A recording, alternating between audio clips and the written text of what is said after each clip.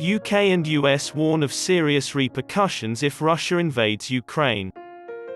A Russian invasion of Ukraine would result in severe repercussions, Foreign Secretary William Hague has warned after Russia's army buildup on the Ukrainian border.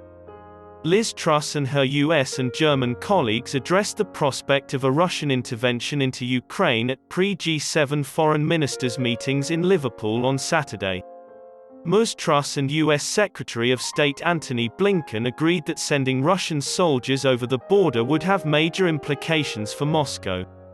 US intelligence says Russia has roughly 70,000 soldiers on its border with Ukraine and is plotting an invasion as early as next year, according to the latest reports.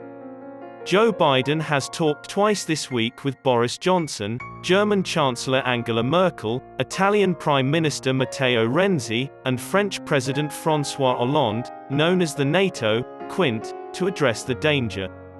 Ms. Truss and Mr. Blinken both voiced worry over the buildup of Russian forces on Ukraine's border, according to a Foreign, Commonwealth and Development Office statement. There is a need for a G7 unity of purpose to protect and promote democracy, according to the Foreign Secretary as well as Secretary Blinken. German Foreign Minister Annalena Baerbock met with Ms. Truss to discuss the need to stand up against authoritarian regimes that endanger the free world, and the need for unity in the face of Russian threat to Ukraine.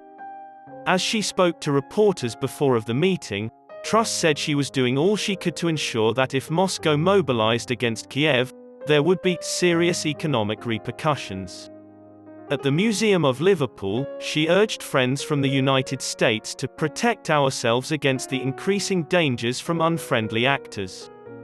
Growing economic relations would guarantee that all countries have choices to dealing with authoritarian regimes, and the UK hopes to persuade big economic powers to stop relying on cheap Russian gas. Quote, she was also slated to meet with other G7 leaders and the EU, as well as guest nations like Australia and South Korea on Saturday in addition to her scheduled discussions with the United States.